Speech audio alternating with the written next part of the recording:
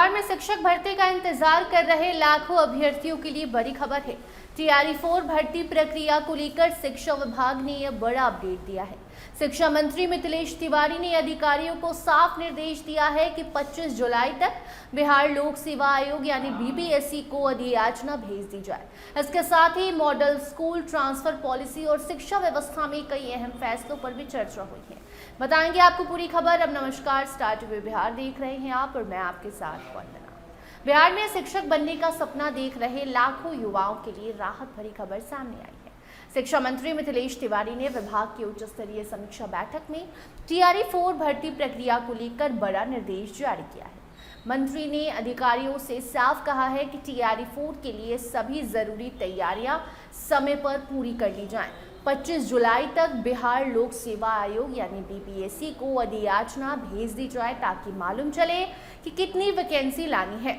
माना जा रहा है कि इसके बाद भर्ती प्रक्रिया आगे बढ़ेगी और अभ्यर्थियों का लंबे समय से चला आ रहा इंतजार अब खत्म होने की उम्मीद जताई जा रही है। बैठक में सिर्फ शिक्षक भर्ती ही नहीं बल्कि शिक्षा विभाग के कई अहम मुद्दों पर भी विचार विस्तार से चर्चा हुई। शिक्षा मंत्री ने अधिकारियों को निर्देश दिया कि विभाग के सभी काम तय समय सीमा के अंदर पूरे किए जाने चाहिए। आम लोगों से मिलने वाले आवेदनों का निपटारा ज़्यादा से ज़्यादा 30 दिनों के भीतर कर देना होगा ताकि लोगों को बार बार दफ्तर के चक्कर न लगाना पड़े।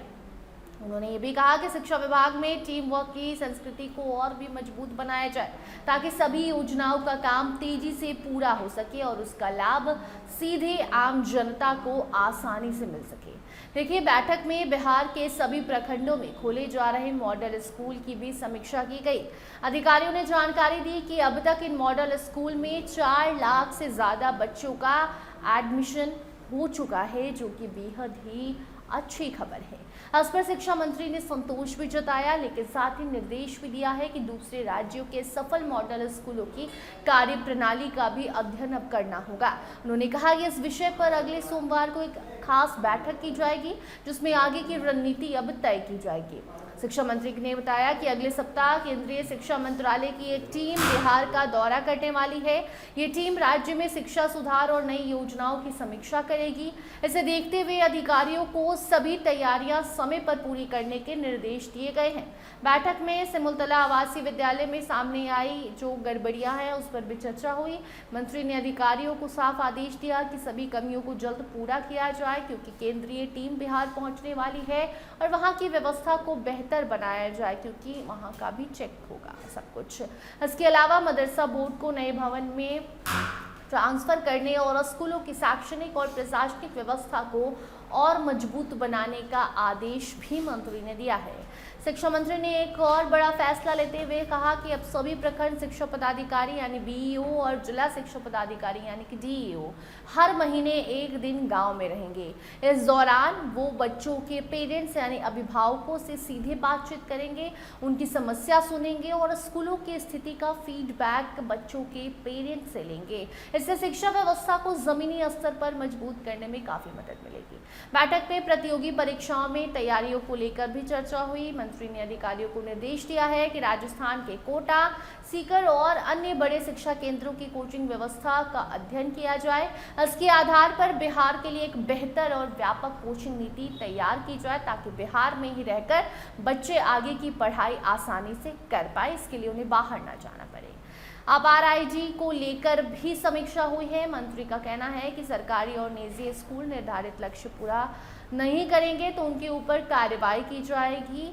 ज़रूरत पड़ने पर उन्हें मिलने वाली सरकारी जो राशि है वो भी रोकी जा सकती है। इसके साथ ही शिक्षा कोष पोर्टल को बेहतर बनाने, सरकारी नीतियों के सही उपयोग की जांच कराने और केंद्र सरकार से मिलने वाली राशि का समय पर उपयोग सुनिश्चित करने के निर्देश भी दिए गए। आपको बता दें कि बैठक में राज्य स्वास्थ्य समिति की तर्ज पर राज्य शिक्षा समिति के गठन के प्रस्ताव पर भी चर्चा हुई है ताकि शिक्षा विभाग की योजनाओं की निगरानी और बेहतर तरीके से की जा सके।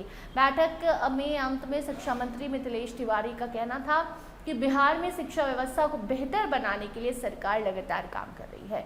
गुणवत्ता, पारदर्शिता और जवाबदेही को प्राथमिकता दी जा रही है और इसी पर अधिकारियों को भी आगे काम करना है और उन पर निगरानी भी रखी जाएगी। जो भी गलती करेगा उसको सज़ा मिलेगी और छात्रों को, शिक्षकों को, आम लोगों को सही समय पर सही चीज़ें सरकारी तरीके से उपलब्ध कराई जाए, इसका भी ध्यान रखना है। बाकी TRE 4 का इंतज़ार कर रहे अभ्यर्थियों के लिए सबसे बड़ी बात यह है कि 25 जुलाई तक BPSC को अधियाचना भेजने का लक्ष्य तय कर दिया गया है। अब सभी की नज़र उस बात पर होगी कि उसके बाद भर्ती प्रक्रिया कब शुरू होती है, क्योंकि लाखों अभ्यर्थियों को इंतज़ार है TRE 4 नोटिफिकेशन को लेकर, जिसको लेकर मंत्री ने साफ तौर पर अधिकारियों को आदेश दिया है और 25 जुलाई आखिरी तारीख उनको दे दी गई है। फिलहाल इस खबर में इतना है। इससे जुड़ी कोई नई अपडेट सामने आती है तो उसे आप तक जरूर पहुंचाएंगे। देखते रहिए स्टार TV बिहार। धन्यवाद।